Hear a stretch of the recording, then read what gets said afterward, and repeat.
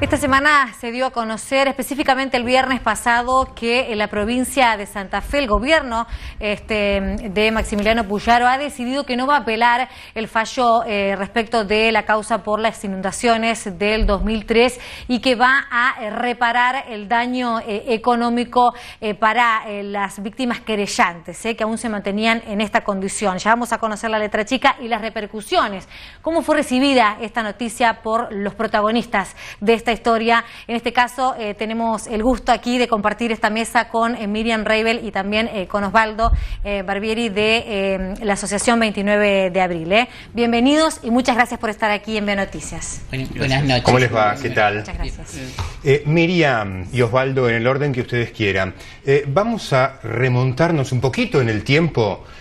¿Cómo era su vida antes de esta situación traumática, antes de la catástrofe, antes de la inundación?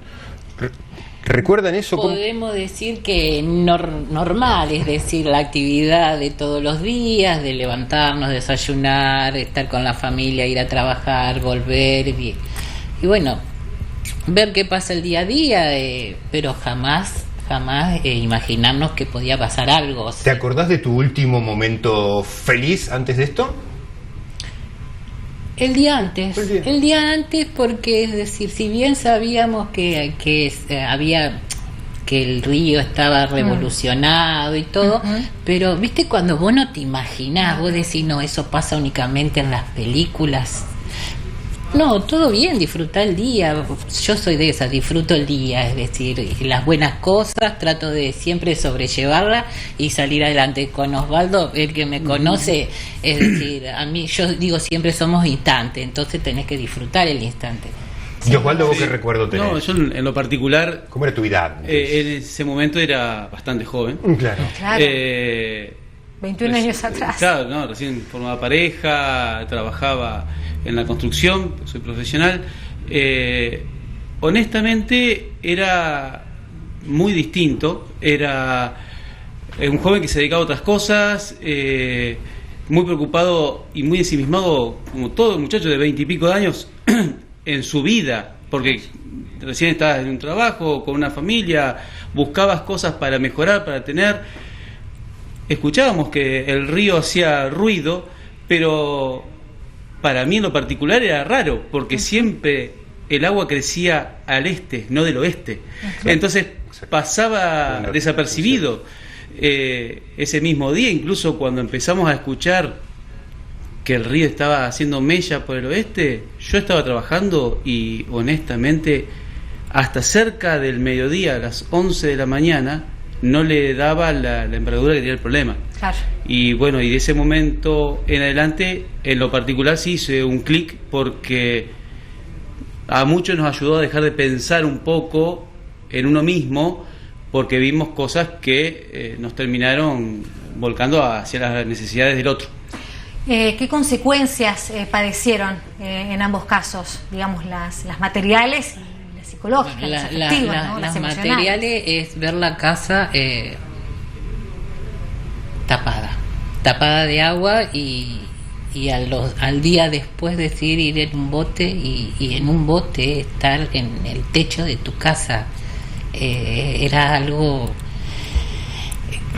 desgarrador. ¿Con quién estabas en tu casa? ¿Quién vivía? Estaba con mis familiares, estaba una abuela, mi tía, mis primos y bueno, en ese momento cuando vos te enterás, porque yo cuando entra el agua estaba en otro lugar de la ciudad y me llaman por teléfono y me dicen, Miriam, ¿estamos dónde? Dicen, en el predio. ¿En qué predio? El que está detrás de la estación de ómnibus. El agua. ¿Qué agua? Le digo yo, nos inunda. Es decir, me quedé sin palabras y una desesperación, porque ¿Y en qué lapso se dio eso? ¿En cuánto tiempo? En horas, porque es decir, uno sale y está medianamente, como él comentó y como todos sabemos, el agua estaba haciendo ruido, pero bueno, ese ruido era ruido, hasta que dejó de ser ruido y fue algo que uno no la magnitud y el terror que te da el agua en sí, y saber que tu familia y que todos pudieron manotear casi nada, y bueno, yo lo que rescato de eso es la solidaridad de la gente, porque las que hemos estado inundadas salieron, pero volvieron, no solamente a buscar algo de lo que vos tenías, sino a solidarizarse con el vecino que no había podido salir, con otra gente que no podía salir por sus propios medios, hasta con sus mascotas, porque algunos, hasta el perro querían manotear y era imposible. Y esa desesperación, la verdad que acordarte te desgarra. Y sí, me imagino, ¿no? Y en tu caso, Osvaldo, porque bueno, hablamos también de viviendas que quedaron cubiertas de agua, estructuras que que se perdieron, ¿no? Sí, yo en lo particular vivía en ese momento y sigo estando en Barrio Sargento Cabral, donde hubo varios centros evacuados. El Club Santa Rosa y todo se fueron adecuando. Esa misma mañana yo veía imágenes detrás tuyo. ¿Identificaste? Sí, porque nos avisan y un amigo me dice que estaba en Santiago del Estero trabajando. Dice: Osvaldo, mi mujer está en la municipalidad. Vayan por favor a mi casa. Él hacía muy poco había tenido el honor de tener una casa en el plan de viviendas del Hospital de Niños. Claro. Y había dejado a los hijos solos. La desesperación, yo entré con agua en las rodillas. Llegamos acá los chicos. Volvimos a buscar cosas, yo salí con agua en el pecho. Y pasó entre las 13 y las 14:30. Luego, bueno, de ahí nos fuimos a asistir a la suegra de mi hermano en el barrio Chalet. Ya fuimos con un camión, que fuimos con mi papá, empezamos. La verdad que lo que vimos ahí, amigos de SENA, de la Escuela de Canotaje y Natación de Aguas Abiertas de Paraná, se vinieron con todos los botes, empezamos. La verdad que esa es una de las partes que yo siempre valoro. Pero volver a casa, en el barrio que yo estaba, sabiendo que estaba seco, con ropa de amigos, conocidos, para poder lavársela, escuchar helicópteros, escuchar la radio, era choqueante. Yo no perdía nada. Una película de terror. Pero ver la gente por Boulevard caminar, y todos lo veían, los que están viendo saben que ver gente caminando por Boulevard Galvez con la mirada perdida, como zombies, sin saber era terrible, gente que no sabía dónde estaba su familia. Como mi compañero pudo estar tranquilo porque yo busqué a sus hijos, ¿cuántos otros no encontraban a nadie que los auxiliara, ¿no?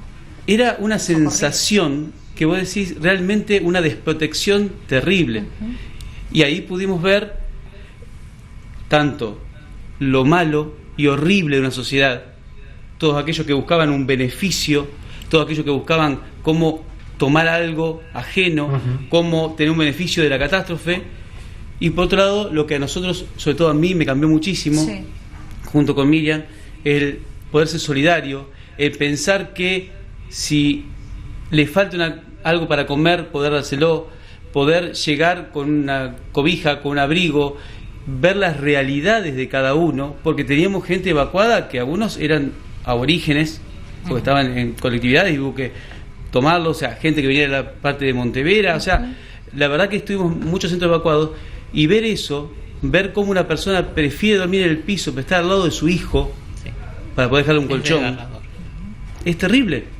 Yo al año siguiente fui padre, y la verdad que valoré muchísimo eso, porque el ver madres con el hijo que no tiene ni un pañal, y yo poder tenerlo el año siguiente, la verdad que me hizo valorar muchísimo esto, y hasta el día de hoy, con Miriam, buscar pequeñas cosas que puedan beneficiar al otro. Muchos me dicen, ¿cómo no le cambian el nombre a la asociación de ustedes? Porque es tan feo el 29 de abril, un día triste para todos, pero fue un punto de inflexión.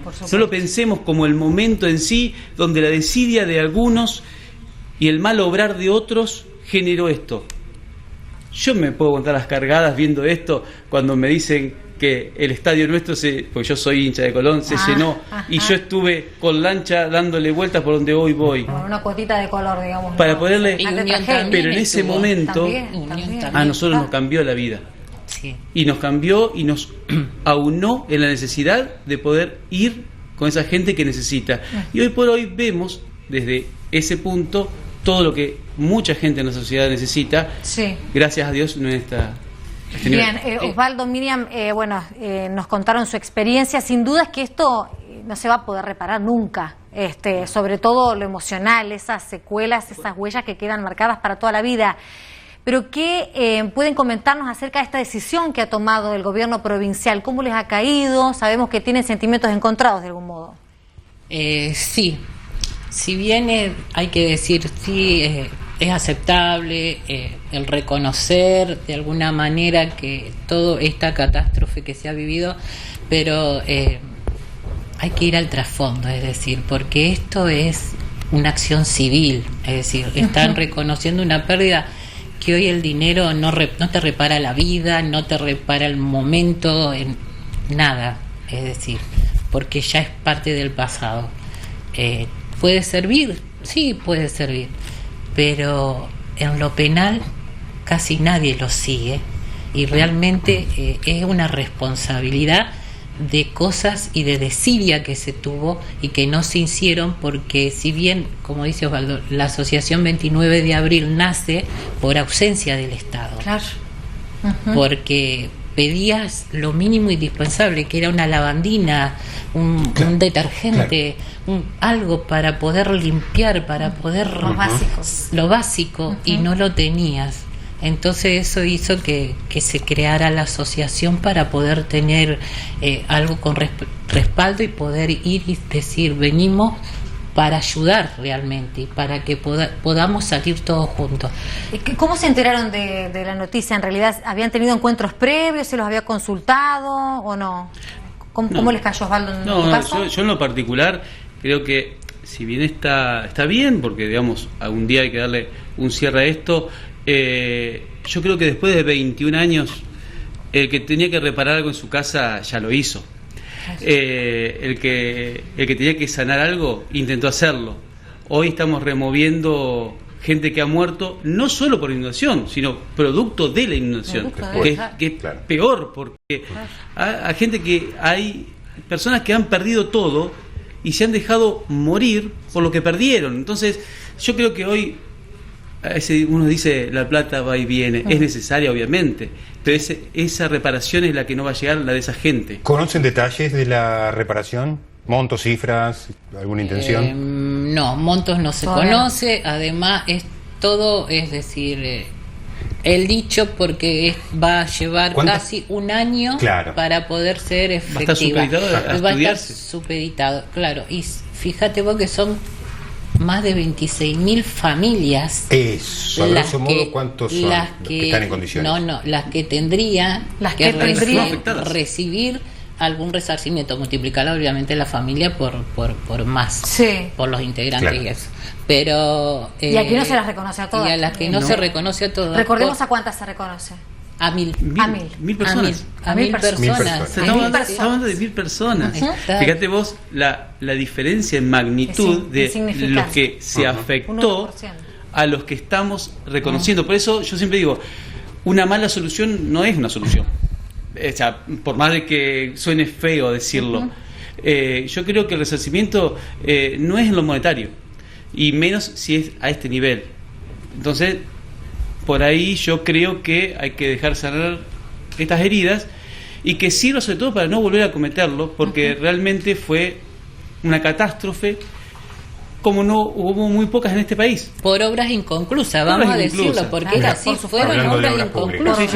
De obras públicas inconclusas. Porque ¿por qué tuvimos que padecer nosotros una obra que supuestamente la inauguraron porque estaba a terminarse y nunca se terminó? Y donde algunos de los culpables fallecieron sin recibir el peso de la ley, ¿no? Por eso mismo, en lo penal yo creo que hay mucho todavía por transitar, incluso que en su momento se puso un ente de reconstrucción que algunos cobraron esa parte pidiéndole que renuncien a seguir a hacer acciones judiciales. Correcto. Entonces eso es para mí es bochornoso, porque la gente lamentablemente, claro, te lo dice un abogado, te lo dice tiene que ser así, y en la necesidad del momento lo que había en el momento. Lo agarraron. Yo creo que también eso ¿un título del gobierno de la provincia con esto? Y hablando fríamente, yo lo único que escuché es: nosotros hacemos lo que otros no. Me parece que la verdad que eso entra en un segundo plano. Porque decir yo hago lo que otro no, si se lo hago para un título, es lo que estamos viendo. Creo que tiene que haber un cambio de conciencia, como dice mi amigo. No es nosotros. Hacemos, basta, limpiemos, hagamos una política más limpia, porque todos hablan pero viste que es decirlo, pero en los hechos se demuestra. Entonces yo creo que hay que tomar conciencia real y dejarnos de algunas cuestiones ya muy personalistas. Les agradecemos mucho, Miriam Reibel, también Osvaldo Balbieri, por estar presentes aquí en Bionoticias Edición Central. Ha sido un gusto para nosotros y nos parecía importante tener esta repercusión de los verdaderos protagonistas, ¿no? de lo que fue esta tragedia. Gracias a ustedes por la invitación y por hacerse eco de este momento. Y están invitados el día 26 de abril, hacemos la presentación. Así es, en el Paseo de la Constitución vamos a hacer una presentación de una película audiovisual recordando todos estos hechos y lo mejor que otorgó dentro de lo malo. A partir de 17 horas. Los esperamos, están invitados. Lo vamos a seguir de cerca porque aparte tenemos compañeros involucrados en la realización. Nuestro Guido, sí, la Guido verdad Pogolo, que... así que bueno, seguramente vamos a estar dando detalles en los próximos días. Muchísimas